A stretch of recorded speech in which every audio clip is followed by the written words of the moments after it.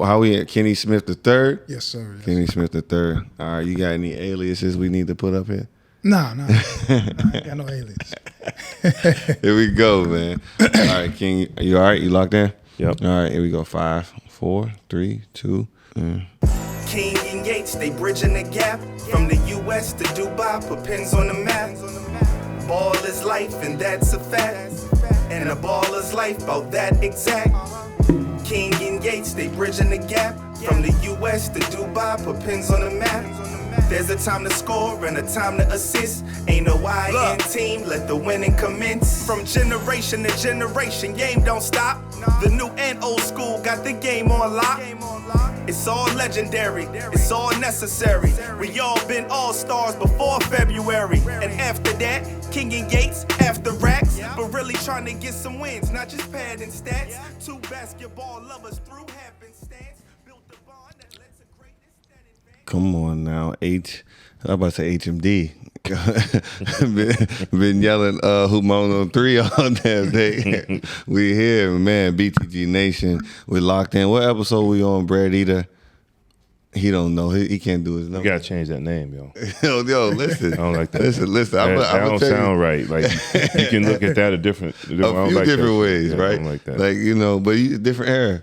Yeah, You know what I'm saying? He might have his also nickname is Vinegar. what? Yo, Vinegar. We'll get listen. That's why we here. You know what? I don't even want to know. That's why we here. That's Shit. to give him guidance. We called him before it was too late. We know we called him before it was too We late. saved your life. Man, with another one. So BTG Nation, we're here, episode 9, right before the new year. When this drops, everybody will be stepping into the new year with new goals. Same bad habits though. Same bad habits. Everybody talking their stuff. BTG Nation, you know what it is. Live from Dubai. Here we are. HMD, Hoop Mountain Dubai, Hoop Mountain DXB on Instagram, hoopmountain.ae. You know where to find us. Check in with us. We just wrapped up camp. Camp just finished when this is dropped. And man, you guys know every time camp is done, that's like a huge celebration for us because that first term is always the hardest. And so we'll be on a break, so you guys won't hear from us for a couple weeks, but we'll be back ready to go into the new year. But usually we do a check in, but we got a guest with us today. We got a guest, somebody that basketball is one of the greatest bonding tools out there, the greatest networking tools, especially for us. The basketball world is small if you're really a hooper. If you're just a casual, it's a little bit different. And so I had the chance to hoop. Shout out to Abdul Latif. He another young brother here who's been here from Chicago. And he linked us here with our Chicago guy. We got our guy here, Kenny Smith Jr. I think he got the Cartiers on his eyes too. The Chicago guys think they real player, right? Yeah. They come in with the frames on, and so shout out to Kenny here. We got to give him a little love here. Round of applause. What's up, Kenny? How you feeling, man? Just give us a little mental check-in. How you feeling, man? feeling good, man. Re-energized for the new year, making some moves. So yeah, feeling like I'm in a great place. Yeah, and so just to let you guys know, we always have credible guests on the show, right? Especially if they see him in person. If you see somebody in person, this is my home, right? And so if he's stepping in here, he's credible, he's solid. We've talked a few times. This is somebody I consider my dog, Appreciate right? that. I really rock with Kenny, but Kenny is an 11-year pro. So as we start with the foundation of what got us all here in this basketball, right? Yes, and so Kenny, you've traveled around the globe. You much like JK over here, aka Jupac. You played in Spain, Montenegro, Kosovo, Thailand, Singapore, Mexico, Abu Dhabi, which is where you're currently playing at. To talk to us about your basketball journey. Been playing basketball all my life. My dad played in the ABA back in the day, so growing up in Chicago was naturally for the pick up the ball. That was the only choice we had. Living in the inner city, and had some great mentors. Sonny Parker, Jabari Parker dad, James Jordan, Michael Jordan dad. I was part of their foundation. So I had no choice. I just really grew up in it. That's dope though. You said your pops was in the ABA. Yeah, he was in the ABA. Now you know Coach King. His pops he was a hooper too, right? And you know, Coach King's favorite player growing up was that George Gervin. Oh yeah. Right, Yeah. the Iceman, the Iceman, and so that's that era. Yeah, for sure. My dad played against all those guys, man. Yeah, the fro. Yeah, still got a fro. Hey, listen, salute. He still got his hair. Yeah. I'm fighting. Hey, I'm fighting to keep mine. He got that Dr. West joint, that Cornelius West, gray joint. He got the OG. The gangster. Style, yeah. He was shy, right? Yeah, you know. That's No, he's fun. from Kansas City. Kansas City. Shout out to Pops. Yes, sir. Hey, Kansas City, this player. Exactly. Yeah. Player. Super player. I got a lot of family out there. It's a different world. Yeah. It's a different world. Yeah. Talk about that basketball upbringing though, because coming from a Pops who hooped. And you know, the ABA for you young guys, you know, we have a history segment coming up for you guys in the new year. We actually tabled it with some good things coming for you. But that ABA, people don't understand. When you got in here, before Coach got here, we were looking at Robert Smith, right? Yeah. You know, black billionaire. He's on the platform sharing more to us. And he's talking about, you know, the environment a lot of us grew up in and the resources and things and how American culture is basically told from the story of the black people or whoever the oppressed people are within there, right? And so when you think about the ABA and then what the NBA is now, you know, you and I were just talking about, you said you seen every dunk contest. Yeah. Right? Where did the dunk contest start though, King? ABA. Where did that entertainment? The best athletes were in the ABA. You know what I'm saying? The most Hands down. swagger? Yeah. Oh, for sure. Everything. Like everybody was Everything. Like you talk about fashion, style. Clyde The ABA was crazy. You know what I'm saying? Bringing the fur. So your pops, was he bringing the fur to the game? What team did he play for? Yeah, he first, played though? for the Virginia Squires. He played for the San Diego Conquistadors. Okay. He also was with the Kansas City Royals. Okay. When they was a basketball team. Yeah. Yeah. That's dope. Now, did you get a chance to catch any of that? Got old No, it film? was way Yeah. before my time. Yeah. My sister older than me, so once my dad had my sister, that's when he stopped. But this was before they bridged with the NBA, so the money wasn't right. He was about to go off to Italy. Then my mom was pregnant with my sister, my older sister, so he was like, I got into construction. You know what I mean? So Gotta make ends meet. Yeah, for sure. And so for you, like, you know, we talk about 11 years pro. Yeah. We just had an episode where we talk about the journey of a hooper is different. Yeah. Because a lot of people peak out in high school. A lot of people peak in college. A lot of people don't hit their peak until post-college. But, you know, what's consistent in there is the work, right? And so kind of, you know, talk about, you went to JUCO, right? You went to JUCO before you went to. Best thing that happened to me. You know, so kind of talk about how that basically take us from senior year of high school to, you know, first year pro. So my senior year, I played with shout out to Will Walker. He was top 50 in the nation, point guard. So back in 2006, the focus was on the guys that was ranked in the nation. You know what I mean? So you could have 20, 30 points, but everybody came there to see the main guys, the Patrick Beverleys, D. Roses, Sharon Collins. That's my graduating class. So all dogs, by the way. Super dogs. dogs. Go do your Googles on the Sharon Collins. Yes, sir. Yeah. Yes, sir. Super dogs, you know. So to get noticed at that time was super hard, you know what I mean? And I was just coming into my athleticism my senior year, but I still was on, right now I'm 6'5", but I still was only 6'1" with a 40-inch vertical. So coach had me playing 3, 4, you know, things like that. But I was a cleanup guy, so I didn't have my shot until that summer going into my senior year playing AAU. AAU would really, you know, shot me off. You know what I mean? So after the AAU, coming into my senior year, still was under the radar. Still was top 50 underrated senior shooting guard in the state of Illinois. So I only had a couple offers: St. Louis University, Robert Morris University, but our school was a brand new school. So we went from an old school to one of the biggest schools in the nation, Bolingbrook High School. And when that happened, a lot of our transfer papers, a lot of our SATs from junior year got mixed up in the shuffle. So I didn't know anything about JUCO after my senior year, but I went to Robert Morris, and the coach was like, "Look, you got to go to JUCO." I had the grades, but I didn't have the SAT scores. You know what I mean? You got to go to JUCO for 1 year, and then you can come in. You know, so I just went to the closest JUCO by the crib. Like, all right, I'm gonna do this 1 year, and so he called this school called College of DuPage, COD, and I didn't know that there was different divisions: Division 1, Division 2, Division 3. So I went there, was killing.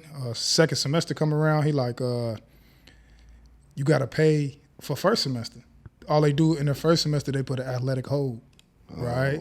So when they put the athletic hold, I'm thinking, school paid for it. So once that happened, because that school was like a D2 school, so at the time. So once that happened, I was like, I got to transfer out. You know what I mean? 12 credit hours keep you full time.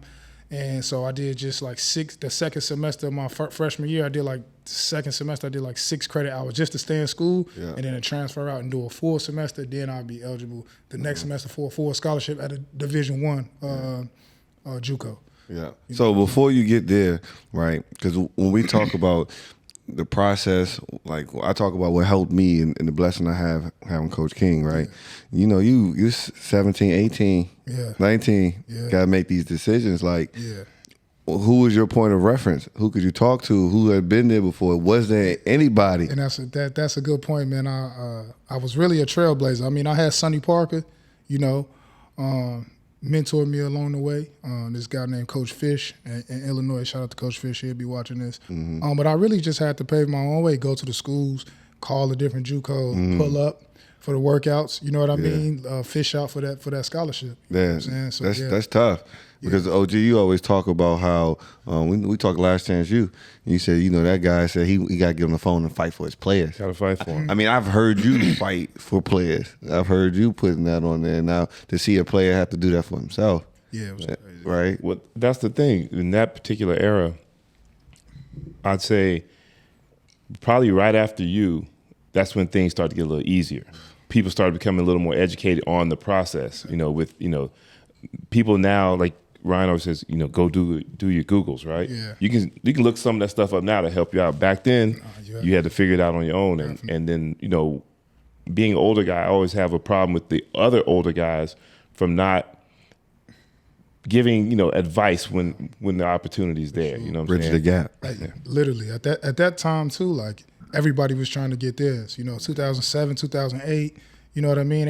Nobody was trying to bring somebody up and help them. You know what I'm saying? So that era was like the beginning of the YouTube, like viral OJ Mayo. They was right behind us. Jennings and all those guys. So nobody was focused on the regular. You know what I'm saying? The regular guys, like you know what I mean, like quote unquote. You know what I mean? So that's tough. That's tough. But hearing that and knowing how you got to this pro club, all of it makes sense, right? Because you've been doing that on your own. But hindsight is always 20/20, and we have a moment where we like Coach King. He taught me that we like to teach from our experiences, right?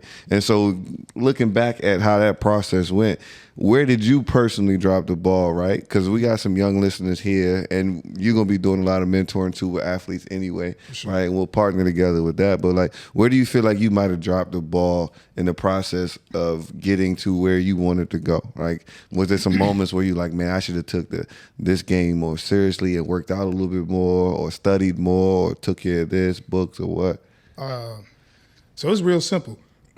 At this time, with schools, they got the summer program. I was so caught up in AAU because AAU I was more free. So I didn't go to the school summer programs, and that's when college coaches was coming to recruit during them summer games against the other schools, and we played all city schools. So when I didn't do that, I wasn't able to showcase in front of them. I was able to showcase on the AAU circuit, but when the school season came up, we're not on the pamphlet. It's only, the front runners of the team. So I say to the guys that summer high school, that summer program with your team, like play AAU, but make sure you play with your team. You know what I'm saying? For years and years, we always say, if your high school team is doing something in summer, whether it be summer league, clinics, whatever, do the stuff with your team. And then the AAU stuff, you can plug and play that stuff as much as you want because it's all summer. Yeah, I got caught up. I played with the Rising Stars, and we was going to Houston, we was going to y'all was getting touched up by Mac Irvin and them. No though. sir. Mac Irvin was lighting y'all up. The only team from Illinois that was really giving us problems when I was with the Rising Stars was Mean Streets. Mean Street Express. That's Eric Gordon and D Rose. D Rose. That was before Eric Gordon joined the team because he a year younger than me. Yeah. that year was, you know what I'm saying? Like that's they was destroying everybody in the nation on every circuit. That's dope. But now you get to a spot, right, where you go JUCO, you figure out, you know, as we always say, it's always different once you get there, right? It's always different. And so now you find yourself having to go to a different school. Yeah. And so what goes on from there? Because then you end up at Weber State. So yeah, I went to the first JUCO I went to. You know, I didn't know about the JUCO, so I transferred out. Then I went to Illinois Central with Coach Tony Wassinger. And when I went there, I learned how to hoop. Right. What's that mean? That means like I wasn't reliant. He made us learn basketball. We wasn't so reliant on our athleticism. We was top 10 in the nation, #1 defensive team in the nation. You know what I'm saying? At Division II in JUCO, and he really like limited us just relying on athleticism. Like we really had to learn plays, really had to run schemes, really had to think, read plays, read defenses, really had to watch film. Nobody in high school they didn't teach us how to watch film.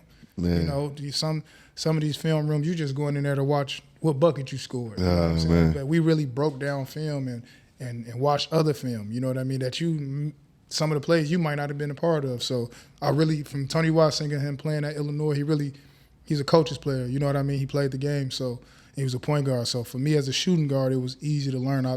That year, I transformed my game. You know what I mean, I transformed. And it led you to you won a scholarship, right? Absolutely. So then I went to the second year at JUCO. I had a hardship red shirt because I left, and went to Weber State. And Weber State, at the time, Dame Lillard was there, but he had broke his foot when I transferred in because I transferred in second semester.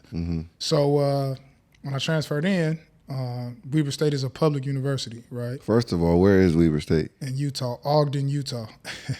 Did you know it was in Utah? Mm-mm. Yeah, listen. And I know every school. Yeah. But when you said that, I was like, I don't know where. I thought it was in Washington. I don't know why. But Utah, that's different. And it's a football school, Yeah, so a big one too. Yeah, so when I first got there, the hype around Dame, it wasn't there yet. Yeah. You know what I'm saying? It wasn't there. Like he was around the town, like he was known, but Jimmy Fredette at this time, man. Because he had BYU. Utah, that's up the street. Yeah. He had Utah rocking. You know what I'm saying? He was cooking everybody. You know what I mean? So when I got there, the game was easy. Practices was easy. The game was easy.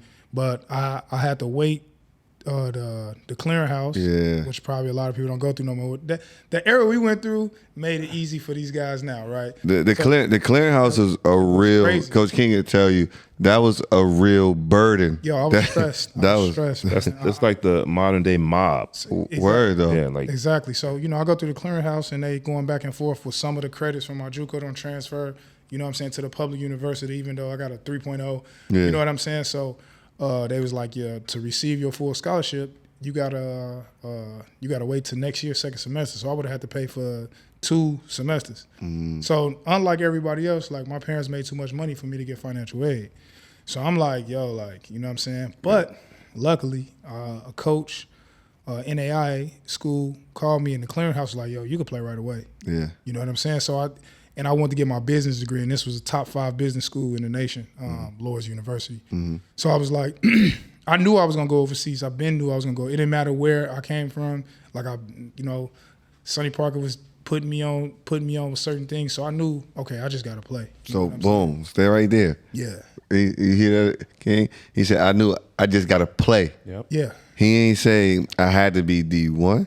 He ain't say I had to be here. Most of you may not even know what NAIA is, and that itself has 3 different divisions within it, right? He said I just had to play. This is an 11-year pro. He just said I just had to play, right? And that motivation or that mindset, that was something instilled from you from Sonny Parker, from OGs. Just being from Chicago, every summer we play against pros. We play in the Pro-Am. That's why culture is important, right, King? Yep. That's why culture is important. So it's like you going against the dogs, you going against NBA guys every single summer. So once you show yourself, I can do this. You know what I mean? I knew, all right, I get in front of the right coaches. And I was used to not getting handouts. I was used to like, okay, I got to go work out in front of these coaches, get my name. So used to fighting for scraps. Yeah, it was easy for me. That's what it's like. Yeah. Anytime you mention Kosovo as a place you played, trust me, I knew. Yeah, and that's what we got to get into that next, right? Oh God, to those, and I when I saw the list, I knew you was going to be like, oh shit, I know some of these places, and so like King broke it down to me before, and my uncle broke it down to me, and then I've heard people talk about it. When you go overseas, just like everything else, there's levels you have to get to. Absolutely. Right? There's leagues you got to get to, and so how did your path go? So after I graduated Lords, I had an agent reach out to me, a Serbian agent. I won't say his name, but reach out to me and was like, "Look, you got an opportunity. You come down here, practice with the team. I'm for sure." Because we went to nationals. We went to NAI nationals 2 years in a row. So he was already coming scouting. He's like, "I'm for sure. You get a contract." So I'm like, "All right, cool." So the summer I graduated. Boom. I fly to Spain. The workout was in Spain. Go down there, kill the guys. Did you have to pay for your own flight? No, I ain't had to pay for my own flight. My agent, he paid for that. Keys. Certain things you gotta listen to. Yeah. Certain things. So I go out there, kill those guys. They say, okay, it's like July. They say, okay, we're gonna start signing. We're gonna let you know we start signing guys in August, right? So, all right, cool. So I end up staying in Barcelona. I had one of my guys. He lived there, and I'm like, I'm gonna stay out here. Just get ready. Right. He had a team, so I'm working out with his team, hooping, because I'm like, I'm not finna go all the way back to the States. I'm already here. I got a resource, so I'm finna stay. And I was training with his team. Let's make sure we highlight that. That's one of the smartest moves you could have ever made. That was one of the best moves of my career. Yes. So I stayed out there, got the call back, and he's like, "Yo, going to Coastal Super League, First Division. It's in 2 leagues. You got to be ready tomorrow." Tomorrow, you know what I'm saying? And I got the call at like 10 o'clock at night. He like, "Yo, like, you got to sign this, and you got to be out there tomorrow. Flight at 4 p.m. And y'all got practice, and you got a game 2 days later." That sounds about right. Man, and where is Kosovo? Because that's Kosovo the first I ever heard of it. It's by Albania. Okay. Europe. It's kind of cold out there. Yeah, it's Those Eastern Europe, man. Yeah. It's- Freezing. And that's a poorer country. You know what I'm Yeah. saying? So they real big on sports. Shout out to all the fans out there that remember me. They were some crazy fans. They love basketball. And I was in Peja. Peja is the one of the capital cities. I mean, Pristina is the capital, but Peja is also like the A Albania. big one. Yeah. Yeah, so I was out there, and it was crazy. Like it was a culture shock. You know what I mean? When my guy, he played in Tarragona, so he had a nice setup, nice crib. Yeah. I get to Kosovo, they put us like in a project building. Yeah. Sleeping like couch like this, 3 couches, 3 Americans, me, David King. It wasn't a couch this bad. No, Yeah, better back. You hear how he's saying? Look, come on. They should play it. I don't know what you're talking about. Hey, but nah, like it was you know what I'm saying? I'm like, this it? Like this can't be it. You know what I mean? So, That's the first run, though. yeah, it was like, but still just like, the conditions, you know what I'm saying? 'Cause we in the gym with full hoodie on, you know what I'm saying? It's freezing in the gym. Until the fans get in there with the flare guns and the fire and throwing tissue on the floor. Like, it was crazy. But you got to really be built for that, right? Yeah, it had me excited. Because again, you said, like, is this what it's going to be? This is, And so this is when you get to the space to where, do you really want to hoop? yeah, for sure. Are you really about the purity of the game, or is it for show for you? Yeah. Is if you want to go play overseas, or about if you don't go play where you thought you were going to play college wise, you're going to get a few of those lessons early too. Right. If you in that circuit in West Virginia where you got to ride up in the mountains and those D2 stuff, or if you got to do that when you're going through the North Carolinas and you on that bus or a van, and then you get overseas and you're doing it, food terrible, language crazy. Crazy. You know what I'm saying? So yeah, it was definitely like a culture shock. You know what I'm saying? But our first game, the fans were so crazy. Yeah. I love basketball so much. It made me forget all the bad stuff. The Wi-Fi, the terrible Wi-Fi. You know what I'm saying? You got to use the neighbor's Wi-Fi downstairs. The one shower, like a little hole in the wall. It was crazy. But if you really love basketball, like you go through that. You know what I'm saying? You go through that. Now the business wise, right? Yeah. Because this is Talk about it. this is as transparent an era as we've been in for basketball. Yeah. From the bottom up. And so, what type of things did that first contract, that first situation, teach you going forward? And be as transparent as you can. I got a couple. you. I got you. Just honestly, knowing business. Thank God I got my business communication degrees, and knowing how to read contracts for yourself and not just going off of what an agent say and signing things blindly. Put in the work. Sometimes some of these teams will rush you to sign things. You know what I'm saying? So that taught me a lot because they didn't pay us on time, right? But me knowing my business, I knew after the deadline in our contract, I had in my contract where after 2 weeks, then they got to add 10% to that every day that they late. You know what I'm saying? So I was able to put that in my contract at the time. They was a first division team. They was in 2 leagues. So, but what I learned is not every country is governed by FIBA. So it was FIBA certified, but they had their own basketball federation. Yeah. But let's make sure we explain that. Yeah. Even if the country is, governed by FIBA, doesn't guarantee. It don't guarantee. It don't guarantee anything. It don't guarantee. You know what I'm nothing. saying? You're basically at the mercy of the GM and the owner of the team just being character people. Exactly. And you rarely gonna run into that. You know what I mean? Or and it's not performance based. You could be American averaging 30. If they don't want to pay you, you know what I'm saying? Yep. Yeah. So Damn. So where does that lead you now? Now you got your feet wet. Now you like, all right, I know where this go. And so now, how are you preparing yourself for how you want your career to look? Are there certain places that like, all right, I want to be in Spain, I want to be Australia, or honestly, at that point, I left that team, right? So I left that team after 2 months because they didn't pay us, right? So I left that team, and then I was like, okay. But did you leave with film? Yeah, of course. Oh, okay. Yeah, okay. Let me go back to that, right? So that's another thing. You got to get your film. You got to get your film. You got to get your stats. I had people recording the game. Some of the fans recording the games, even though that the teams they record the games, but sometimes they might not give you your film or act like they didn't. Yep. If you could have 30 and y'all lost, they act like it never happened. Yeah. You know what I mean? So I made sure I got my film. You know what I'm saying? We had a vet. Shout out to Freddie House. Played in EuroLeague, Partizan. He played all these places, and he played for the rival team in the same city. So I played for this team called KB Besa. He played for Paya, and we played in the same gym. So it was like the Clippers and the Lakers. You know what I mean? So he was able to give me some game as soon as I got there. He's a legend. He like, look, pay it forward. Get your. He's an older cat. He's like, hey, look, get your film right away after every single game. Go up to the cameraman yourself. You know what I'm saying? And get to know the people. Yeah. Get to know the people. So that's your biggest ally right there. Getting to know the people. Absolutely. And so that's what you rely on right there. To get you through those rough times when the team isn't necessarily being exactly cooperative, so to speak. So you got to do all the little stuff yourself. That's a lesson that we teach now. That's a lesson you've been teaching since I was young.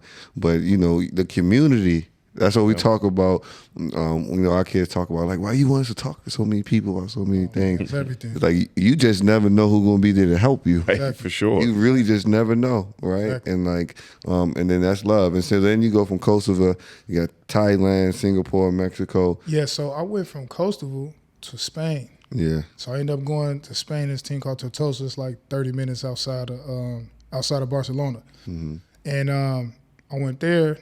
Went crazy. You know what I mean? I mean, it was love, the lifestyle, the living conditions. It was amazing. You know what I'm saying? The money was decent, but it was on time. Right. You know what I'm saying? The front office, they was good people. You know what I mean? Me and my guy who was in Kosovo, we both left, and I got the deal because he went to the team in Spain. He was big, David King from Michigan. That's love. And he's like, yo, I got a shooting guard, and they brought me over, and then, we turned up. Yeah. You know what I mean? And Ebba. We turned up. So now we here 11 years. Yeah, man, right? It's crazy. 11 years, and now we here in Abu Dhabi, and you got a unique situation here because you brokered your own deal. Yeah, got my own deal. You know what I mean? Took care of my business, entrepreneur. So I was just sick of with the agents and the things that they do, we can do. You know what I mean? Reaching out. And I had some friends, like you said, you get to know people. I had some friends that was, lawyers, so they can look over the contract, stuff that I can't see. Yeah. And so I was able to, pull up and, make it happen. Yeah. You know what I mean? Yeah. Now the next thing is why Dubai? Why the UAE? Like, why? Because what I know you said the same thing we said. I ain't going nowhere. Yo, when I got here, like I ain't going nowhere. So it's right now, going to you over a decade in. So it's not like you got more yesterdays than tomorrows in the game, right? And that's why I wanted to come here. 2016, I was playing in Singapore, and I'm big on lifestyle. Not a lot of basketball players is. You got to realize you might practice and play 2-3 hours out the day, but you got to live in these places. you know, every day. The quality of life meant a lot to me because I've been traveling since I was 8 years old. So I'm not the one to like run home. When I'm home, I'm ready to leave. You know what I'm saying? International Ken, I'm ready to get up out of there. You know, so I was hooping in Singapore, and I thought Singapore was amazing. You know what I'm saying? One of the richest small cities in the world. And I seen Dante Green. Shout out to Dante Green. I seen Dante Green on Instagram playing in Dubai. Yeah. And I'm like, yo, like, and he's showing the lifestyle, and you know, he was hooping, he was balling. I was like, oh no, it's over. I'm going there. Sam Young was out here. And Sam Young, Sam Young, a lot of guys. You know what I'm saying? Sam Young. I'm like, I'm seeing their lifestyle. You know what I'm saying? Shout out to the DMV, best basketball area in the world. I don't know. We'll get to that. But yeah, so I seen him, and I was like, when I was in Singapore, I said I made up in my mind like, I'm going to Dubai. I'm going to the UAE. It ain't no other way because I travel. A lot of people just don't know about Dubai. Because I travel, I know like. Lifestyle-wise, the best. And it's growing. Yeah. So, and this was in 2016. I made this decision. You know what I mean? I'm like, oh no. So when I was in Thailand, everything I was doing was trying to get there. First, I was trying to go to Australia, and then that wasn't working out. And I was like, okay. Yeah. You know, when that chance come, before my career is over, I'm going to be there. Bet. And now, not only you here hooping, but you said it's going to be a home. It's home. A home to, you know, for you and your lady, wifey, absolutely. and for your business venture. And then that's where I want you to talk about, because basketball is a catalyst for that. Yeah. And so what's the next decade look like for Ken? You know, sports academy, you know, real estate. Yeah.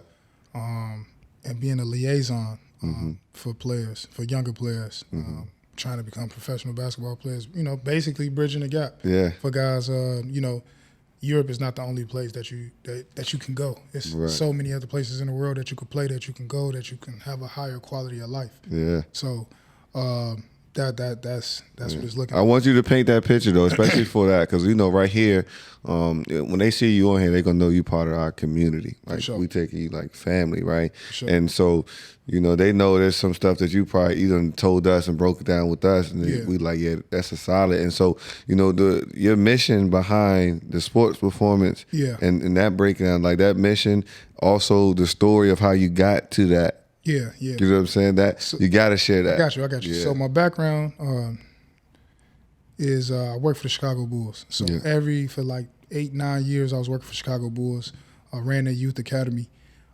So every time I would come home from overseas, I work with the Bulls, train the kids, be mentor to the kids. And I had 2016, I was in Singapore, and I helped this guy, had a partner, he had a basketball academy. And I helped this guy run the academy. And you know, Singapore is not a basketball place; it's a business place.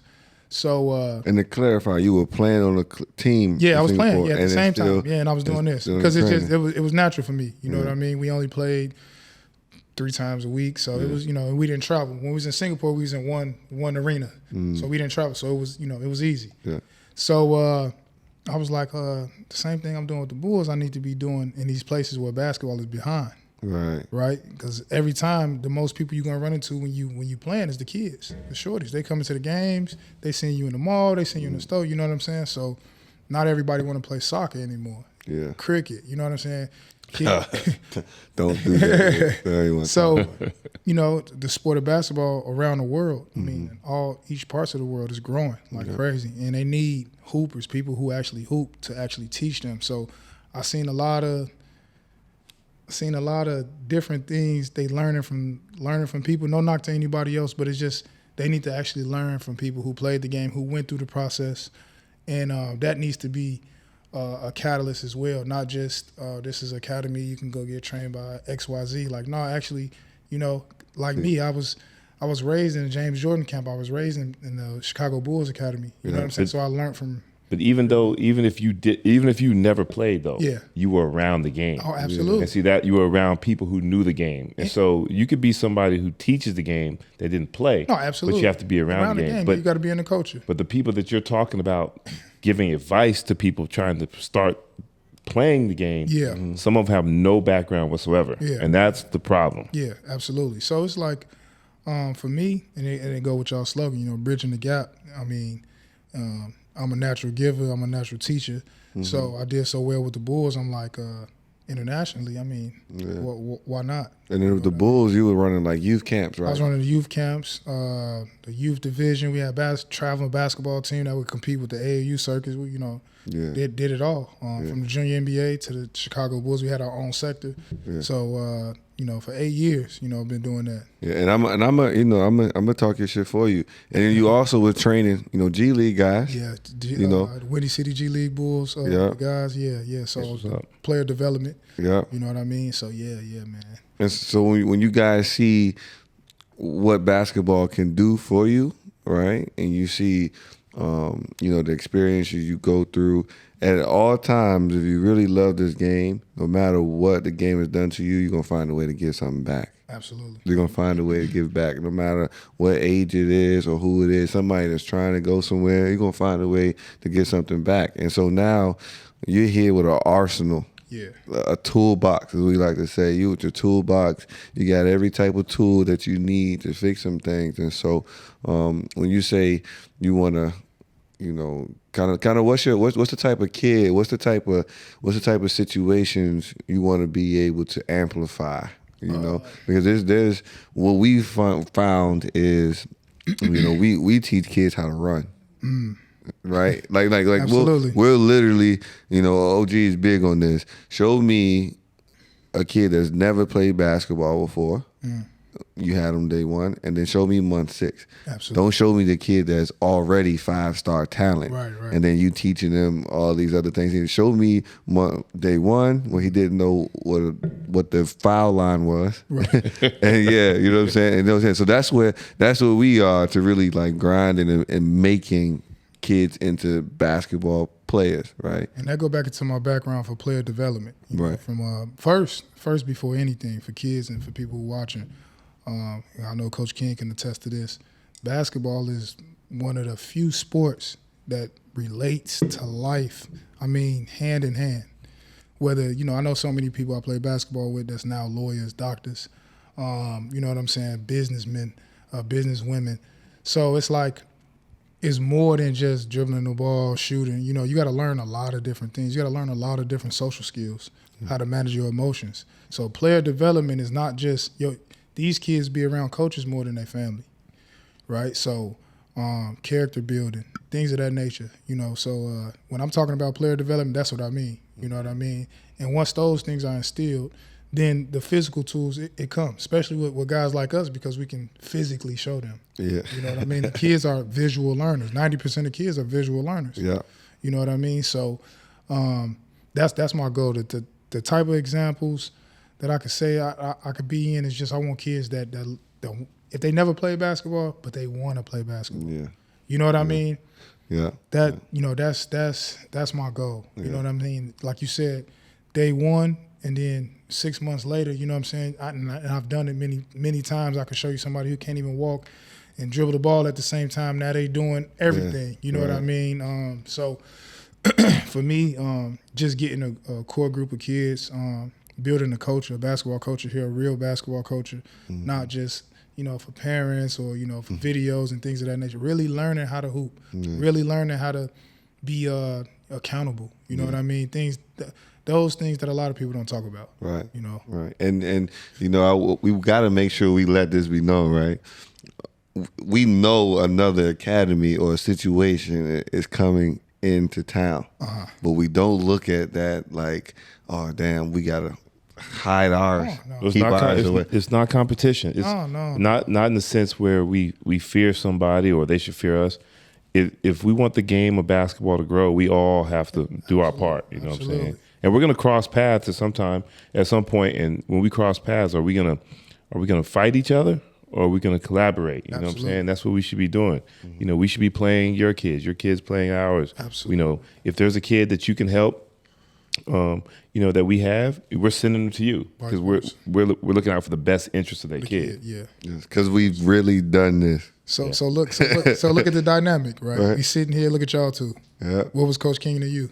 My mentor, my guider, coach, my right? coach. Yeah. So that's my point. Yeah. You know what I'm saying? So I'm 34. Yeah. I see kids that I was coaching, and they was 11, 10, and now they 18. Yeah. You know what I'm saying? They in college. They hitting me up from college. It's crazy. Right. Like, you know what I'm saying? So it's like you got to understand that the responsibility that you have in these young men and women's lives. You know what I'm saying? These kids, they're going to listen to you probably more than their parents. We got the influence. You know what I mean? So they're going to remember. I remember all my bad coaches. That's the real currency. Absolutely. Like OG talk about that all the time, to where, you know, he just had someone really, really close to him pass, but he found some joy in the fact that there were over 500 people there that came back and was saying something good about what he did to his life. Right. We talk about legacy, and that's something that, you know, people always say that within our community we look too much at sports and entertainment.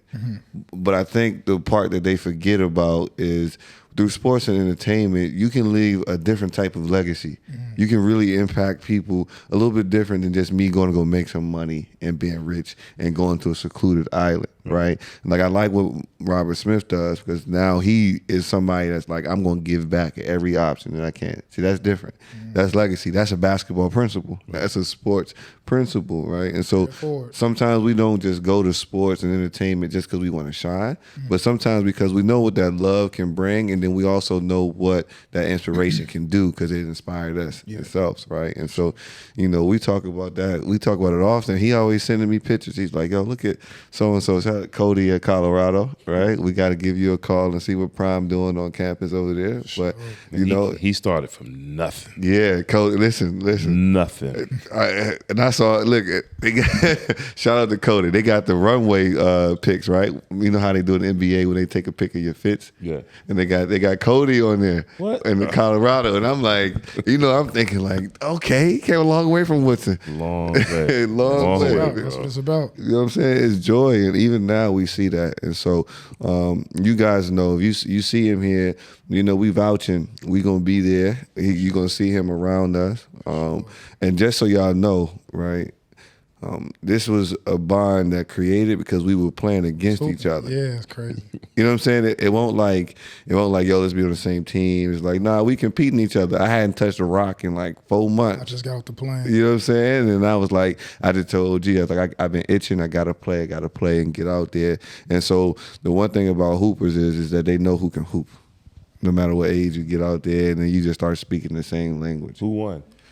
I want a couple, but you always throw out a safety net. Like I hadn't touched the ball in 6 months. No. I want a couple. That's what he does. We definitely want a couple, but we both had the same frustrations. And you know what those frustrations are? Yeah, like playing with others that don't know how to play. Yeah, adults, which is the worst part. And so some people get upset with us because we have our own like controlled run. Yeah, but we keep, and this is where we know the culture different. We keep at least 4 or 5 of our young bucks. Yeah. They might be 13, 14, 15. Yeah. Some girls, they're going to play with us and their parents because it's going to be better bump. And then we teaching them how to play within there. So we do bump, not as much as we want, but we don't play in them other places because them dudes, they don't take it for real. So we back in action. So when you get back in over the new year, like, you know what I'm saying? On those days, we get in some action. We do 2 times a week, you know, most likely. But now that y'all know he qualified, verified, you know,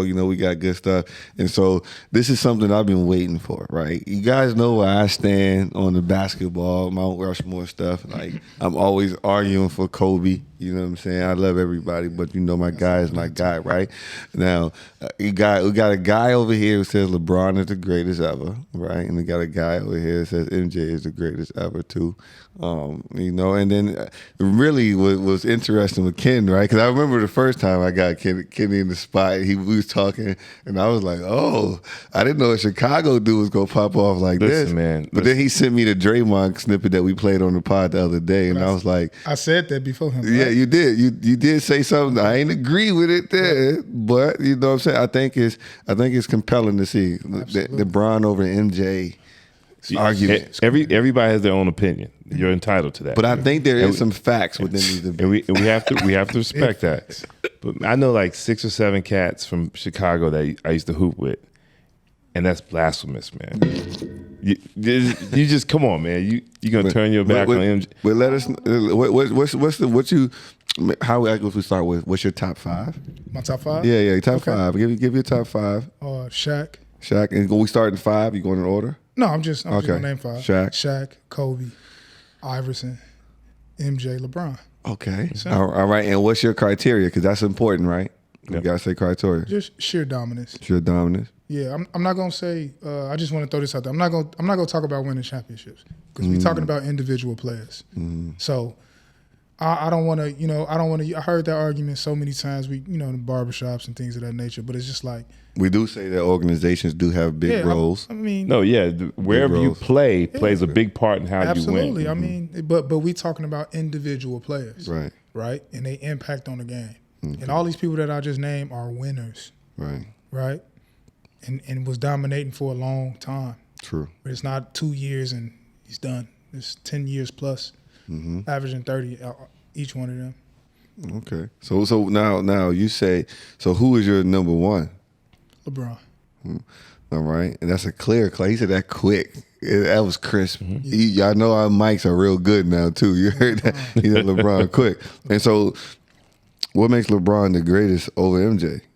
Over MJ? Yeah, where are you going with this? And I want you to be crystal clear. I got something for you too, Kobe. I got something for you. You know what I'm saying? I'm out of this because y'all want to know. No. It's gonna make sense to you. It's gonna make sense to you. But I'll give you why. Solely based on competition level, right? And I talked to Tyrone Lue about this. I talked to Dominique Wilkins about this. Those two guys are also my mentors that I played for in the summertime, and we had real conversations. We gotta holler at Ty Lue. I need to ask him about Kawhi. Yeah, that's my dog, man. Yeah, that's my dog. So,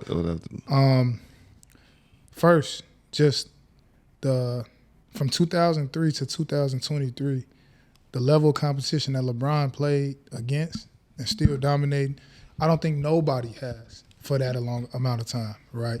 Like, you got to think about it. LeBron had to see Kobe, T-Mac. She done got serious. LeBron had to see Kobe, T-Mac, Iverson, Melo, Wade, you know what I'm saying? KD, Russ, all of these guys in that span, in that time frame. And Mike had to see Larry, Magic on their way out, right? Joe Dumars, Zeke on their way out, right? And then you got to think about who they matchups, who Mike was guarding. I mean, who was guarding Mike? You know what I'm saying? In some of these staple games, deadlift shrimp. You know what I'm saying? What's the Dantley? You know what I'm saying? You gonna throw Clyde out there? Clyde. You said you're throwing Dantley in there, Adrian Dantley? Yeah. Do you not know? No, I know. But I'm just saying. But listen to what I'm saying. I'm talking about Steph, right? I'm talking about Klay Thompson. These guys, LeBron, T-Mac, these guys, that was LeBron's actual matchup compared to what's his name? Mike Dunleavy. You know what I'm saying? Brian Russell. This is where I want. No. Ryan Harper was a dog at Cleveland. But I want to step in and say this because people talk about the competition, right? When you think about that first top 50, Mike had to see a lot of them, right? And sometimes you might play against another great player, but you may not be matched up against them. Like, for example, whether it be Barkley or whatever like that. And so at some point in time, it's your will to win against his will to win their team. Absolutely. And Mike kept a lot of top 50 guys from getting chips. And I'm saying, I know what you're saying about you naming some players, right? But I got something for you. But when you think about the run, and I love LeBron. Yeah. People know that. But when you think about the times that LeBron has played, it's so much, it wasn't where he was dominating. Like we knew he was a good player, but he wasn't hands up. He wasn't the clear-cut best player in the league every year. My point. So listen, right? Mike was. So he didn't have it's like boxing. You got to have a formidable opponent, not a tomato can, right? In boxing, right? So it's like every night, LeBron wasn't clear-cut better than everybody. You know what I'm saying? Mike almost every night, bro. Like he was clear. He didn't have formidable opponents. Other than now look, I'm gonna take you back, right? What we seeing today in the NBA as far as competition level is like before the NBA, like the ABA, where you had George Gervin, Dr. J. That's a matchup. You know what I'm saying? You had guys spread out the league that was like formidable opponents. Now I'll say this because we just said this on the last podcast. It just got that way this year to where it was because even because it was like 8 teams that was trash. Because we want to get through this because when you think about the competition, you know, Jordan basically like the Detroit Pistons. You know, you talk about Dumars, right? Dumars is not one of the greatest players of all time. He's a solid player. Yeah. But their team was great, and you think about the tactics they went through to slow Mike down. I'm gonna give you this. Look, or the coaching in that era as well. Wait, no, I'm gonna just give you this. Okay, so in the Mike era, right, in the 90s, it was more team constructed to contain one person. So that lets you know that it wasn't formidable opponents. As a team, we had to stop one person. You understand what I'm saying? So you're saying you're talking about I can't skill. go with that. The reason I'm going to say I can't go with that is because back then it was more coaching. You know what I'm saying? Okay, yeah, schematic. Yeah. Players have a little more freedom now because the generation. You know, we talk about the generation of kids where we kind of like let them do what they do, so that way we can keep them around and stuff. It was a little more But hear me out though, right? So like now there's more specialists, more skillful players all around than there's ever been. Right? It's not just one person can only do this. No, you got the 6'8s. That can No. 6'9. Come on, man. There's guys now 6'8" trying to do things that they can't do. But I'm just saying, right? You look at Bobo. What I'm saying is back then, guys were in their role. That's what you were. If you was a bruiser, you was a bruiser. You're not shooting threes. If you was whatever your role was, and then you had 1 or 2 stars, that was just a fact of the matter. But that's winning basketball still though. Even to this day, you got to play a role and be in that right. But role. let's not get lost. Let's not get lost. So what I'm saying is, the things that the competition level that LeBron had to go through from 03 until now, Jordan never faced anything close to that. Ooh. Come on, man. And that's not his fault. That's not his fault. You can't control. I know what you're saying, but I'm talking about the teams. You mentioned D-Wade. Yeah. He's from Chicago, yeah. Yeah, D-Wade, right? Yeah. It was just D-Wade. Miami had one solid team that year. They won it. But that was not anything like LeBron whitewashed them. Okay. You know what I'm saying? Like when people talked about Bosh and Wade and LeBron teaming up, everybody gave LeBron flack, right? But he owned them. Yeah, I'll give you another one. Mike ain't never had to see a Kobe. Like, you know what I'm saying? Prime. LeBron had to see a prime Kobe, bro. A prime T-Mac. A prime Vince. Now, Mike did catch Showtime. At the end? Mike did catch. I mean, listen, man. You're talking about at the end. You got to remember, he was 6 years. He was getting his ass James bucked. Worthy. His team was. But he was killing people. You got to admit that. No, of course. He was the number 1 scorer in the league. I mean, but he did everything else, though. And I remember as being a kid, they he not a winner. He just get bucked. But what made that difference though? Let's stop. Because it ain't just we're talking about a man that was. We talking about all defensive. Wait. Come on now. Wait. Now I want to get into this point, right? You see what Golden State is in the last couple of years, right? That was us. It's not like Mike had. It's not like it was just Mike. No, we had the best in every position. We was the Golden State. We was the Golden State. It wasn't like LeBron never had that, bro. LeBron never had that. Yeah, I agree with you on that. Okay, but I'm talking about, we're just talking about Mike's. Like, here's the thing. Like, I saw him get his ass kicked for 7 years, team-wise, right? Yeah. But individually, we're talking about dominating on both ends of the floor. He was playing janitors, bro. But this is what he was playing janitors. I'll debate that. First 6 years. All those championship teams though in that era are some of the greatest teams in NBA history though. And so that's why his individual accolades stand out so more because he was dominating those teams. Because individually, if you put it like that, we still got to play against a squad, like, right? You know, you said Dominique is one of your mentors, right? Yeah, for sure. And Dominique and Jordan, one's a 3, one's a 2. 2, yeah. But when they battle, you know, they got in. Yeah, you know what I'm saying? And so Dominique's not a scrub. And he At had all, he had some at good all. some good squads. He was the only person. He was the only person that led the league in scoring while Mike was playing. You know, Drexler was not a scrub. Ron Harper was not. You just talked about him. Oh, you see how he looked at his fingers on Drexler? That is something that I think people are going crazy on Drexler. It's not a form. Drexler was not a formidable opponent, bro. Why are you doing that to Drexler? Come on now. Just saying he wasn't. Just look at the numbers. Like 15 points a game. Look at the numbers.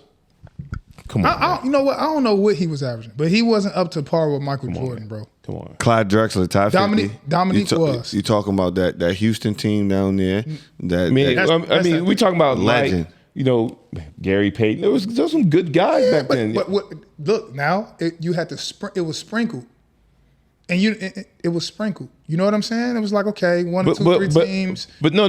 They were good teams that were good for long stretches of time. Yeah, you know what I'm saying? Like in the 2003 to now, like, come on, man. You got to admit, there might be a team that's good here for 2 years, then there's another team. But what he did to the greatest team ever assembled, bro, you just can't knock that, bro. With who?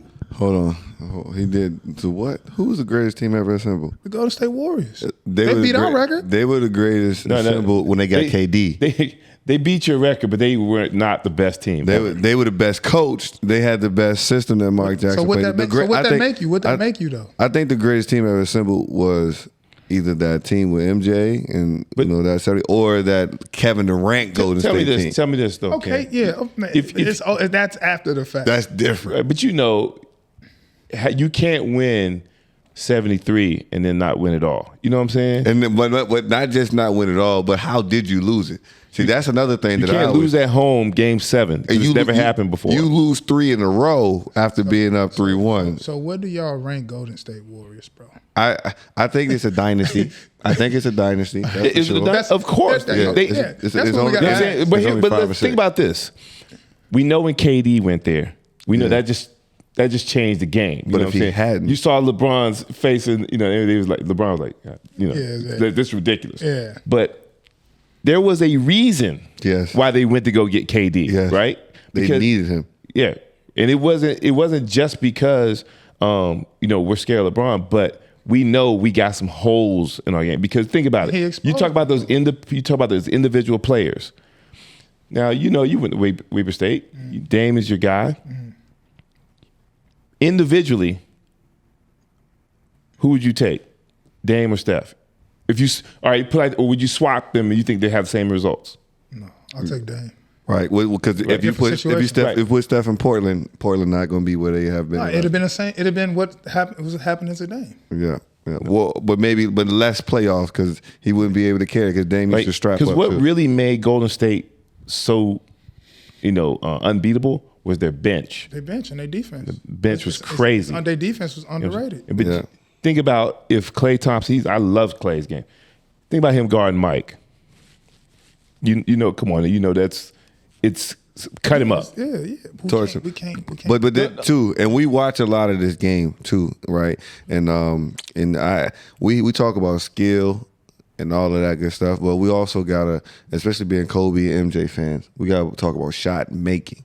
Right, because when we look at those guys who we say are more skilled in comparison to the era before, I'll keep us in this Golden State spot. Right, Harrison Barnes. Harrison Barnes is the reason why they had to go get KD because he couldn't throw nothing in the ocean during that time. Right now, you telling me we've seen if you leaving Ron Harper open during those times, if you leaving Joe Dumars, all those guys that we say aren't as skilled as Harrison Barnes or whatever new age stuff. It's that shot making stuff, and those is facts, right? That's what we put down in there.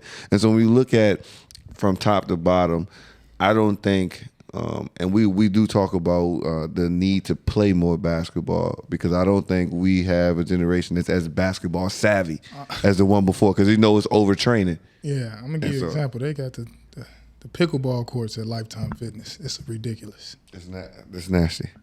It's nasty, and so the good thing is that it's like the paddle joint we were just talking to Shorty about. at the Lifetime Fitness Gym. They replaced the basketball courts with that. Yeah. Shorty's not hooping. Yeah, that's crazy. And you know, I feel like some gentrification. It is. Lifetime trying to, y'all get up out of here. Yeah. Y'all get up out of They here. definitely fighting and put it on TikTok. But you know, I like to hear people. Now we talking about the individual. You said the individual breakdown, right? And this is where I'm going to come at you with a different perspective. How can we say, from a tactical point, right? You like Floyd too. Yeah, I love right? Floyd. You love Floyd, right?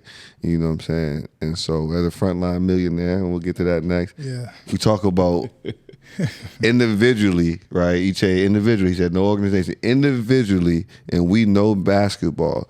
And that's offensively being able to score at all three levels, right? Off the dribble, going either direction. We talk about post, mid post, and low post, playing off the ball, right? Assisting and all those different things. And then we talk about defensively, right? And then we add to that being able to show up in those moments as clutch performers. And then free throw percentage.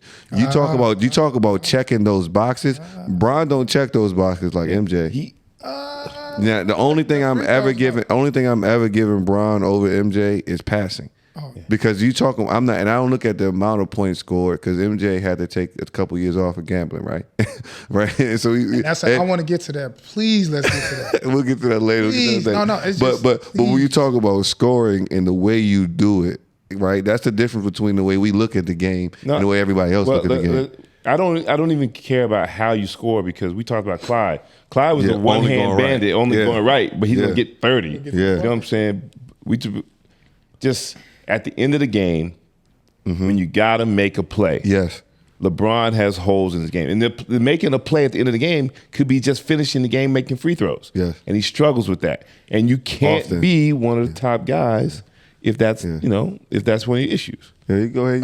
You all good. I'll be right good. back. You see, he got the old head bladder. He was at the spot. He probably tried to stay hydrated. It took him 5 hours to get here. That was the problem. Now he was smoking that hookah. You know how the hookah head get a little crazy.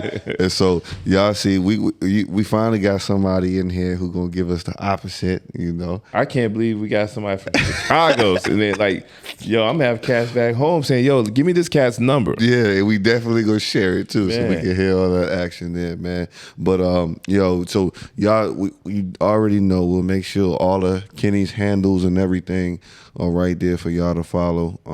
And Kenny was on the water in a Ferrari, King. What? Listen, let me see if I can find the picture, man. Was it a Ferrari or was it a Porsche? What? Doing Dubai things, right? He can't just do the regular jet ski, right? And so you go laugh at this. I know what you're gonna say is like, man, must be nice.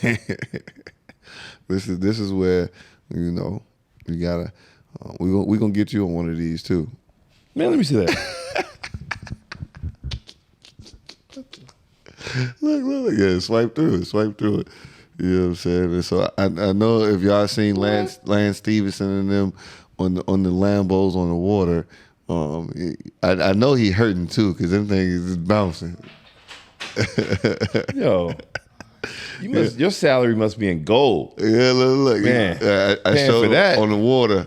Oh yeah, look, man. And so and so you see, Frontline Millionaire. Look, you see, crazy. It is crazy. Frontline Millionaire. Shout out to Frontline Millionaires. Yeah, and my guys. we definitely gonna get into that next too. But that MJ talk, like now that's I feel good. Now yeah, I'm good. yeah. See, like, I got you, Coach. Because that's what I always look at. The end of the game, I always get so frustrated with Bron.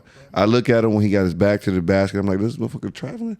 Like you talk about year 20 and like the skill set mastering that, and he's still gonna get his points. They ain't gonna argue with that just because he's bigger and stronger, right? But like just the mastering the game. Let me interject, Coach. Put your coaching hat on now, right? From a coaching perspective, does that not make him even greater? That his skill set is less and he's still dominant in passing, shooting, getting to the rim with less handles. Okay, well. Right? As a coach looking at it, right, I'm not going to say... Because we've seen Karl Malone. He's still dominant. Karl Malone, he was skilled. We don't say that name on this podcast. Oh, okay. We just say that guy from Utah. That guy from Utah. Oh, the guy from Utah. But Okay. we know what he can draw on. At the end of the game, if it's a pick and pop, he's knocking it down. Like, there's no question. Okay. Give it to him with his back to the basket, you got a chance. Okay. Because he doesn't have that that type of wiggle on the post. Pick and pop, automatic. Yeah. With LeBron right now, if he's not going downhill, you don't know exactly what he can draw on at the end of the game to get a bucket. If he's not going downhill. Now, he shoots a fadeaway in the lane, right? But you think about how he shoots his fadeaway. It's going across the lane and away from the basket. I'm talking about, like, it's out of position. You know what I mean? Right. It's not technical, like, He's whether it be. mastered that. Huh? He's mastered that. Has he? He's not mastered that. No, I just watched the Celtics game last night. We're not gonna talk about right now. Let's not talk about this season. No, it matters though. This is what I envisioned from Bron. Me and my guys argued about this like 5 or 6 years ago. I said, when he gets to this point in his career, I said he'll be able to outlast everybody because he takes care of his body, and he's a specimen, of course. I said, but he could really turn the page on everything if he developed a mid-post game. I mean, I'm talking about a real mid-post game. He doesn't have that yet. Right, he hasn't mastered that yet, but it's unfolding But before this, your eyes. what you talk, we can't say that at year The 20. reason Why not? the He's reason I averaging 28 points a game. The reason I say that he hasn't mastered it is because right now we'll see him do it sometimes, and then we don't see it for 7-8 games. And I'm gonna tell you a series that he did do it when he was with Miami one year, and they in the playoffs they made him play. You know what I'm saying? That was OKC, coaching. right? You know what I'm saying? Or might have been against Indiana. I can't remember who it was. It was one of those years. I know he was putting KD in. Yeah, that was his best. Crazy. That was, I would say, his time in Miami was his best years too. That's I when would that was his best shape. And Pat Riley there too. No. That last year in Cleveland, not when they won it, but But he coming off of when they that. beat Toronto, Yeah. that was crazy. He played every game. Every franchise he's had those Those Yeah. moments. You know what I'm Yeah. saying? It's just Miami was probably a little more consistent. No, yeah, because of the structure. Yeah. Again, that's organization and coaching. But You're gonna get in shape playing for that. now I always give LeBron this as an edge over Mike in that Mike had better coaching. This is Yes. let's talk about Yes, this. we'll Let's talk say about that. this. Of course, right? And also, LeBron never took a break. Mike literally took breaks, bro. That make Mike I'm more sorry. gangster. No. That ain't make him No, more no. gangster. Hold on. That make LeBron more consistent. Hold. He never took a break, Mike, bro. hold on. Don't take break. We talking about take breaks because I watched LeBron. He retired, bro. Yeah, but why did he bro, retire? how many times? But why did he retire? No, that's not my point. But what I'm saying is, you got LeBron. He got the Olympics, the finals almost every year, bro. He never stopped, bro. No. We see. I watched Bron play in the games, and he be checked out a lot. Come but on, bro. I'm not. I'm talking about being and look, for his career average, he averaged 28 points, bro. And he never took a break. He never took a season off. With the points, Y'all everybody can't do gonna that. Y'all score. can't do that. Everybody Y'all can't do gonna that. score. Y'all can't do that. But here's the thing: when you start talking about who's the greatest, you have to nitpick, right? Because you have to do something to separate them. Mike did take a break. There you go. Right? There. But when he came back, and got his ass whooped by Penny. when he came back, and it wasn't just Penny, that was a mob down there. It You know was. what I'm saying? I'm gonna keep. And then, he just come back. He lost, right? But where did he lose? In the playoffs, right? Mm-hmm. Okay, so he went to the playoffs. Then he came back. And then what happened? I see what you did there. Well, I'm just saying, what happened then? What happened when he really got his legs back? And who they play? It didn't even matter. No, but who they play? Did he not come back shit on everybody? On the Sonics? Damn. So Peyton and No, was that? That's what I'm saying. Was that? Yeah. That? Was that? That? was Kemp wasn't nothing? No, I'm not saying that. Oh, okay. I'm just asking. And it goes my 60, point. a 60 win team. Look. So Toronto, look. these Kyle Lowry's, those guys who we DeMar consider. DeRozan? But listen, you talking about Clyde and all those. Are you putting DeMar DeRozan on the same level as Gary Payton? No. That's a whole different. That's a whole different person. No, I'm just saying. But we talking But about Aaron- star I power. we was talking about star power, but but Gary Payton wasn't guarding Mike like that. They switched off and had Detlef What? Shrimp. They had Detlef Shrimp guarding Mike. We hear the stories all the time. That's the whole part of the docuseries from Mike. Yeah, Glove talk about that all the No, I time. understand that. And Mike put him in a body bag. Yeah, Of course. but and then that's where and GP is what 6'3". One of the best. One of the best. Only, One the of the only best. guard. The only 6'3", guard. 6'4", one of the best on ball. I'm just saying. I'm just asking you, did he have a 40? But listen though, how many guards have won Defensive Player of the Year? One of the best all on ball defenders of all time. Ever. Listen, I'm just talking about Ever. physical qualities, right, Coach? Look, Okay. Gary. We talking about facts though. Wait. Physical qualities. This is fact. This is fact. Okay. Michael Jordan 6'6", right? Yeah. And at this time, Michael Jordan was like 220, right? At this time, Give or take. Okay. give or take. Gary Payton like 6'2", right? 6'3", And and like 190. Listen, I'm asking you a question. We've seen. I'm asking you a okay. question. All right. So I'm just asking you. I'm just asking So you. do you remember when Barkley made his run with Phoenix, right? And did you remember who KJ was, right? Yeah. Kevin And he was. Johnson. Yeah, of course. Everybody Yeah, should of know course. it. But they don't know. They don't know, yeah, I but got you. he was killing, right? Mm-hmm. Who put the smoke out? MJ. You know what I'm saying? And that's what I'm saying. Like you could 1, 2, and 3. And look, man, look. And who was guarding Mike with Phoenix? Just answer that. Who was guarding Mike? The team. No, don't do that. No, Don't- I have don't to. do that, Coach. Don't do that. It's the same thing with don't do LeBron. that. No, it's the wait, same wait, thing with wait, LeBron. wait. Who was guarding Michael Jordan? This. What's his name? I forgot that's the starting 5 for them. Was it Marley. was Thunder- Marley? Thunder Dan. And Marley, Marley just stop. hold up. Stop. But Stop. this is where we start. Is Though. Marley trash? Stop. On Michael Jordan? But I'm saying, Michael Jordan? But I'm that's- saying if it's Marley, if it's Marley and committee, that's trash. So what he's saying is it's Tayshaun Prince in comparison to Marley. Stop it. That- Stop it. Well, but this is the same. All of them is the same type Tayshaun of people in Prince? every era, though. Tayshaun- Right? They were both role players. Yeah, Tayshaun Sean, Yes. look, go throw it from the white. No, I just need him to hit me. Look. Tayshaun Prince? Nah, man. They're Nah, both I- role And Dan Marley is I- in the same class? listen, Wow. listen. Wow. Yeah, he tripping. You tripping? I'm tripping? Yes. sir. Tayshaun Prince? Yes. You gotta call Pops. 6'9"? Pops up right now. Nah. Marley 6'7", okay. Man, stop it. No, man. Stop it, man. Y'all disrespectful, You're man. Shout Shout out to Tayshaun Prince, man. I'm sorry. Yeah, we like Tayshaun. Oh, I too. love Tayshaun. That's crazy. But you're discrediting good role Thunder players back Dan then Marley. and guys who were scheming to beat Mike. That's another thing. That's like us saying did Golden State really allow Klay Thompson to guard LeBron? Hell no. He'd have 70. It was a group Everybody, effort. They threw everybody. And You nobody gets guarded. Nobody gets guarded by themselves in the NBA, especially if you're the top 10. And So- I talk about point inflation too, right? Because in this The league era, is going the you way, talking about you got like 5 people averaging 30 right now. It's the right? highest- So averaging 30, like when Kobe averaged 30 and the league average for It's points was completely different. was 98. Because Kobe was getting Can we mugged. say- Right, Can we and, segue and to the that? same thing with MJ when they averaging the points that they're averaging in a place where the shot attempts are 30%, 40% lower. It's not as many 3-pointers on top of that, and they're still that efficient. You got to be tactically sound to do that, and that's heard Mike say that's that. my gripe with Bron, because I look at Bron and I'm like, year 20, you should have been got that mid post. Kobe tells you that after 2008-09, he said, look, I can't rely on my athleticism. I'm going to call Hakeem. I'm gonna go here, and you can see from 8 to 24 Can't even listen.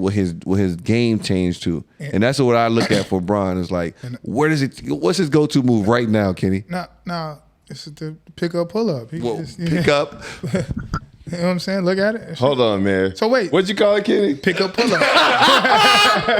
Pick up, pull up. That's listen, It's crazy. I love Bron, but come on, man. You know that's wild. Look, But you know that's wild. I like how you named it. I'm The gonna pick up, make you pull up. happy. I gotta name the episode "Pick Up, Pull Up." Yes, bro. sir. I'm gonna make you happy. That's it. In my honest opinion, I think Kobe Bryant is better than Michael Jordan, more skillful than Michael Jordan. Only because, listen, and I know you can attest to this. Once you become a trailblazer, Yeah. then that leads others to do what you do and master what you do. We I think stand he mastered what on the shoulders of the giants before us. Right. And in some cases, also, you can never be. Yeah. The original can never be duplicated. But I think he came into himself. So now, look, now, if you want to see Michael Jordan play against the modern day players, you have to watch Kobe. Mm-hmm. So if you want to see what it looked like with Michael Jordan going against T-Mac, going against these guys, just watch Kobe. Yeah. Right? So that's why I say man, Kobe get lost in the shuffle, and it's crazy. You know what I'm saying? That's personal. It's personal. It is. But I'll say this about MJ that I think is just ridiculous, right? Defensive Player of the Year, scoring champ, MVP, Finals MVP. Yeah. All in the same year. Like you talking about just that's talking about checking all boxes, man. He was also the golden boy of the league. He was also the face of promotion. He was the first. What's LeBron? Huh? LeBron No. LeBron doing it better than anybody. I tell you that. LeBron the best face the league ever had. It go back to my point about being a trailblazer. He was the first Mike was the first walking billboard. Yeah. You understand what I'm saying? So it was talk about that too. He could have got away with murder, bro. Like, you understand what I'm saying? People was caught up in the mystique of Michael Jordan. And this is when media really took off, right? So you saying he didn't earn those awards? No, he did. He did. He put the work in. He definitely did. All the scoring titles, the MVPs. But what I'm saying, the Grant Hills, the Penny Hardaways, they was babies at this time. So he didn't get to go against people that was on his level physically. You understand what I'm saying? You talking about that growth, that transformation? Yeah. So it was like it was a perfect time for Mike, right? But when he was dealing with the older cats, them first 6 years, like you just said, Coach, teams wasn't having. Go ahead, score 30. We finna bust y'all ass, team, right? So Mike had to figure out, I need something around me. You know what I'm saying? Well, now when I go to LeBron, it's like LeBron made bums. Michael, what's his name? Mike Dellavedova. You understand? Got him 30 million. Got him 30 million with the Milwaukee Bucks. I think Steph Curry got him 30 million. No. But look, no. What I'm saying is LeBron put him in a position, put the battery in his back. But do you think Mike could have did that with Steve Kerr? But I also, hey, go lock him. Go lock the other best guard up. No, it's not possible, because Mike would have locked him up. Huh? No, because Mike, Defensive Player of the Year. First of all, he would have took that. And he got Scotty. Scotty. Hey, bro, listen. Scotty went behind Mike and cleaned a lot of mess up.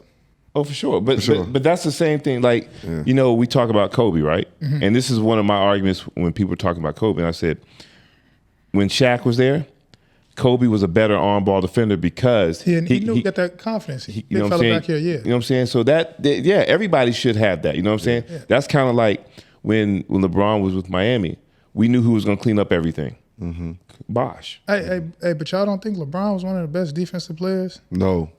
His early, I don't count chase down blocks. He wasn't a perimeter defender. I don't count chase down blocks. Stop, man. I'm gonna tell you the times LeBron would lock up early on. KD, bro, multiple times. LeBron, when he would match up, say when he's going to Kobe or KD, he would play hard. But then there's times where you're just like, yo, you just let that dude run right by you, and that type. You know what I'm saying? My thing is this. Kobe would never let that happen. No. Kobe, if you get by, especially if it's nobody in the league is a bum, but we just say, how people throw out names. Yeah. Kobe would trip your ass before you get to the basket. You know what I'm saying? MJ would trip your ass. You know what I'm saying? Sometimes LeBron would let somebody get to the lane and gorilla dunk that thing. And then look at everybody else and like what? And then I'm just saying, so those are the moments where you say, like, I don't know. And then we have to go back to the Dallas series. And the reason I say that is because the one thing Kobe, MJ would have never done, they ain't going out without emptying the clip. Yeah. Bump that. And that's true. That's the issue. This is why I love Kobe Bryant, right? He like, look, I'm not playing for the numbers games. I'm trying to win the game. I don't care how many times I got to shoot this ball. You know what I mean? I got something for y'all though. It's a little wrench because you brought up Dirk, right? And people love the Joker right now. People love the Joker. And I saw somebody tweet. It's a basketball analyst. Right, I just want to get y'all opinion on this, and I think my boy might have even added me on Twitter and said, "Yo, what you think about this?" But essentially, he was saying that Dirk was overrated and that he's nowhere near the caliber of player that the Joker is. Right, and I just want to. I'll read the tweet to y'all, but I want to get y'all like. Reflection on that, because everybody's a prisoner of the moment. Yeah, they're a prisoner of the moment. Yeah. But I think when we just brought up that Miami series, right? Like we just brought up that Miami series and what he had to do. So here it goes.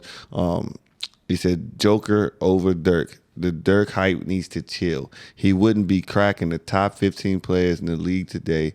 Everyone can shoot now. He wasn't athletic. He wasn't a great defender or a great passer. He struggled against Joker, AD, Bam, even Cat. And now I want to remind people that he played in the era of Amari Stoudemire, First of all, Kevin Garnett, I can name Tim Duncan. I can name 10 power forwards from the West that were 20 and 10 every night. You know what I'm saying? Dirk had to go up against them. Now, they were more athletic, but the one thing people don't realize, if Dirk was better suited for today's NBA, because he had a flamethrower.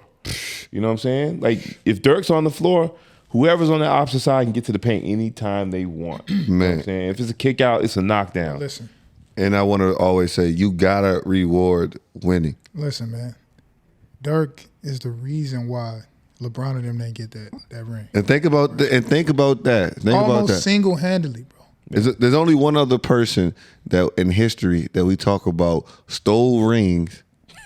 Rings. Right. And I know King knows what I'm thinking about. It's only one other person that stole rings. A little dude from Chicago. He stole rings in the midst of primes. Zeke. Not only did they not want Zeke to get those rings with that Dumars team, that Bill Laimbeer team, like he stole two of them back to back, right? He wouldn't he wouldn't be in the conversations for anything, but he won those. And so when you talk about somebody like Dirk, who you talk about going against the greatest team ever assembled in Golden State, Dirk had to beat Bosh, Prime Bron, Prime Wade. The funny thing about that series, though, Dirk did things we never seen him do before. Yeah, he played up to sometime you play out your mind. But that's what you do. You rise to the occasion. But let me tell you something. There was no pressure on Dallas. True. All the pressure was on Miami.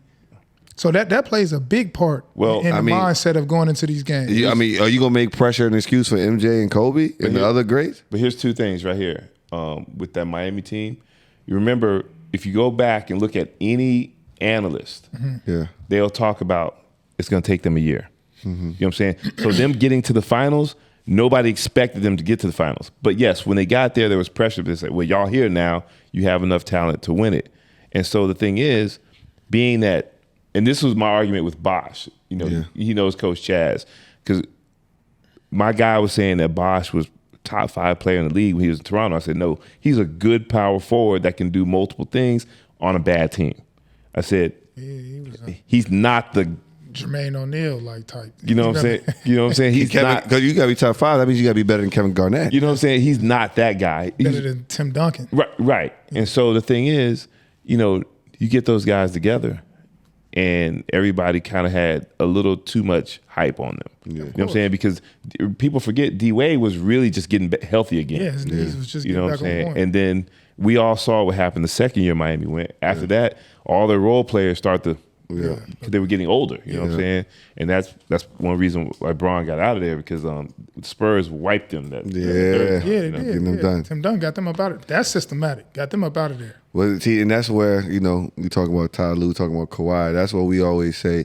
Like right now, I talked to you about this before. Like when I look at the Clippers, in my eyes, just the eye test, if it's player A, player B, and no name, Paul George is the best player on that team, the best talent, right? Paul George as a talent should probably be top 20 ever or whatever. As is whatever organization where you get dropped off at your early years in your career is going to change a lot, right? Because they were in an era where there were still vets around.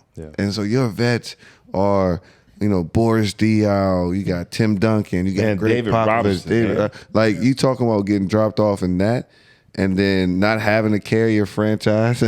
And Paul George had to carry the Pacers, go against LeBron and all that other stuff. Though, that Spurs team, you could have threw anybody in that system. That's what I'm saying. That was real European basketball. You can throw, it's systematic. You could throw anybody in there, and their defense and offense, it was the only two people I think were the dynamic ones are Manu and Tim. Yeah, because and Tim was just Tim is just Tim. So Tim, and Manu was the X factor. Yeah, because Manu break that play. Yeah, he'll break the play. He won't even run the play. He can, right? He'll come down. Supposed to pass to the left. Nah, out of nowhere. And sometimes they needed that. They needed that guy, that spark, and he was one of the best sparks to ever do it, to come off the bench. For sure, man. And so, man, but this is going to be one of those where people going to be, because most times people don't know, but we do talk to our people. Yeah, they do for send us messages. For sure. You definitely gonna have us getting a lot of people like, yo, what's wrong with Bull? No, but you gotta understand what I'm saying.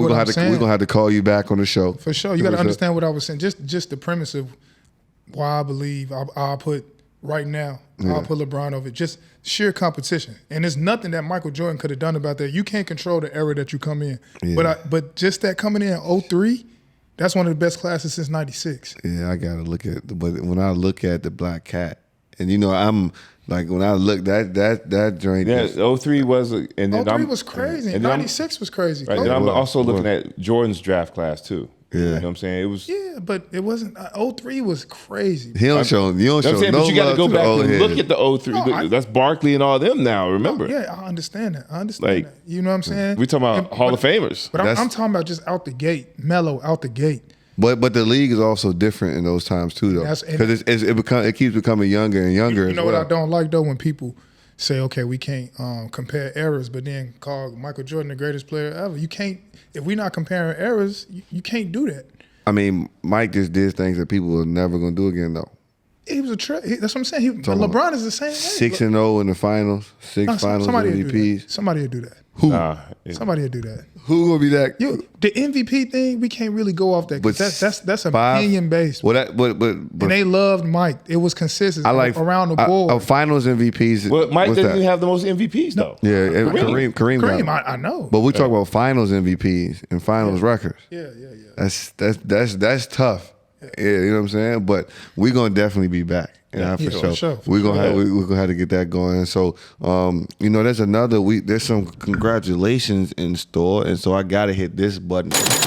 Cash Money Millionaires, right? And so if you guys see the sweatshirt, you know what I'm saying, the smooth suede, the cap right there, I gotta holler at you about some of that. Yeah, and so I'll get y'all right, man. Yeah, Frontline Millionaires. Frontline Millionaires. Black owned. Yes, sir. Black owned. Is it based out of Chi-Town? No, he's based out of New York. Based out of New York. One guy's from Virginia and the other guy's from New York. You didn't even tell me he was from VA. That's the connection. I didn't even That's put it together because I deal with the guy from New York the most. You gotta. If you're hearing this big dog, VA, 2 up, 2 down. For sure. For sure. So talk to us about, because we bring in culture, and we always talk to our kids.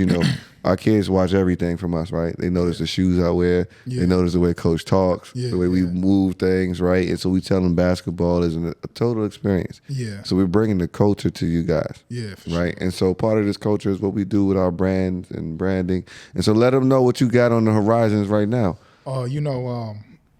Getting the clothing, the jerseys will be sponsored by. No, you gotta tell them, because this is Dubai. Right. You gotta almost ABC that thing, because they're gonna be lost. So Frontline Millionaires clothing brand out of New York City. You guys can Google them.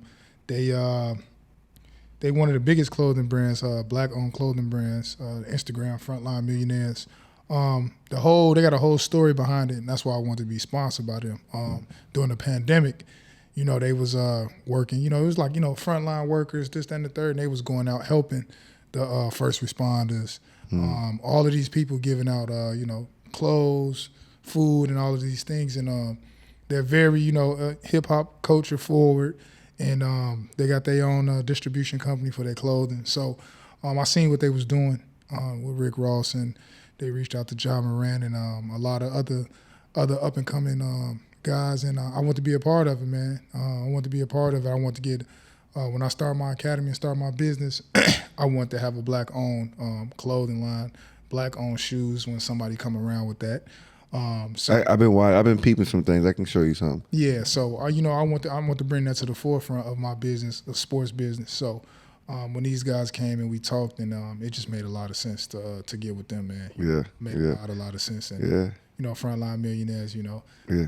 It's a great movement, man. Yeah. Great movement. And so you guys gonna see Kenny decked out with that a lot. All the time. I'm an extra large. Coach King, you about 2X? Got you. I'm probably 3 right about now. Yeah. You know what I'm saying? Coach King, a bucket hat type of guy. Hey, just make sure if you do get some sneakers, man, don't give us the big baller brand price, man. No. Y'all I will call you out on that. We family. Y'all gonna be decked out, man. You know what I'm saying? They come in with it. They come in with it, man. Yeah, man. Like, can you say 2X, 3X? Yeah. I'm extra large. We here. Whatever you need. Yeah. What's bread man over there? Medium? Yeah, bread eater. We got medium. Large, okay, Yeah. okay, men's them, and so if you see right here, can I talk to you about? I say this on air, right? Because people ask all the time, it's like, who produces your show, blah blah blah, and it's me most of the time, but what I always do is what Coach King did for me, right? He asked me to come help him. And through that time, he gave me opportunity to learn and grow. And with this BTG, I drag coach in here. Yeah. And you know what I'm saying? I get him here to shit. And on the other, I need help. And so I got a young guy back here. Goes by the name of Bread Eater. That's going to be his alias. We changed that. Right. But if you guys have been watching the vlogs on HMD, you guys have been seeing some things. He's getting better and better. And so, Kenny, we going to get together, do some things. Absolutely. We're going to work. And so my young guy, we're going to have him put to work and document some stuff. It's a lot. And so we can get the stories going both ways. And so like we like to, all money in, no money out. That's a fact. Keep everything in house. Yeah. And so we're going to grow this family even more. And so, our resources are your resources. Vice versa. And so the way we get out of here is we always do a post-game wrap-up. You know how it is, locker room, game over, good, bad, or the ugly. You got to lead the team with something. And so, we'll let you round this off and start us off with what you want to lead the folks with, especially this going into the new year, too. More so for the kids that's watching. All of us in this room, we hoop, we dedicated to the culture. And if you serious about basketball, you guys in the right place with us. We're really learning. We're learning how to do things, not just on the court, off the court, and just how to carry yourselves. So you got guys, stand-up guys right here that's been through the gauntlet. And I'm excited. I'm excited to be here. I'm excited to offer my services. I'm excited to work with Hoops Mountain. And, So, for me, man, I thank y'all for having me on the show. I really appreciate it. It's perfect timing, actually, And, man. Yeah, we'll be back, too, because it'll be, we like to show progress because we all get to work. And so we'll be back. The new year, it's up and running. Yeah, literally. Sir. Yes, sir. And anybody, how long does the season last? I think we're until the end of March. Yeah, so to the end of March, you guys can tap in, go follow Ken, and you can see his playing schedule out here in the UAE. We need to get people coming to games more. We need to bring some of our kids to watch the play. Yeah, we definitely need to do that. And so, the social media stuff will be there. You guys will know where to find them. OG, what you got? Don't forget where you came from. Woo-hoo. This is for Ken. You know what I'm saying? He's with the new school guys. Even though he's got an old soul in terms of his grind, with the basketball. We talk about MJ, we talk about LeBron, we talk about Kobe and those guys, but we forget about the Dr. J's, who was one of the first guys who pioneers actually started, to commercialize basketball. Absolutely. And to be on television and go into different people's homes and things like that, so they could see a different a different type of role model, so to speak, at that time. And he's a true trailblazer in that aspect. And sometimes we forget about those guys. Sure. So don't forget where you came from, because no matter what your path is and how difficult it was, somebody probably had it a little bit harder than you. Absolutely. So show respect. And mine is going to tie up everything.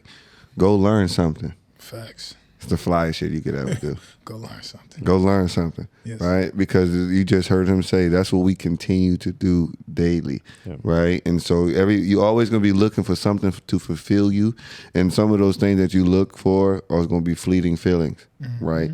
Right? Some of us get new clothes, new shoes and things because we like those things, but we know that's not where our substance is. We know we got to be ones that's learning, right? Because our overall goal is to give back to another generation. Absolutely. And in order to do that is to continue to learn. So seek, learn, and then apply it, all right? And so as you guys know, BTG Nation, you know where to find us. Like, subscribe, comment, share. Hoop Mountain Dubai, everybody that's in Dubai or visiting, HMD, Hoop Mountain DXB on Instagram, Hoop Mountain Dubai on YouTube. Go check us out on the vlogs and stuff that we got coming. HoopMountain.ae online. And you guys know how we do it. Keep it real, keep it simple, and keep going. Player and coach, the brother to brother. They both got views that you need to discover. From sports, current events to just life talk. Whether you on a fast break or a nice walk, gotta tune in, you already know G. This BTG Nation and you one of the homies. Just tune in, you already know G. BTG Nation, the other ones in the nosebleeds.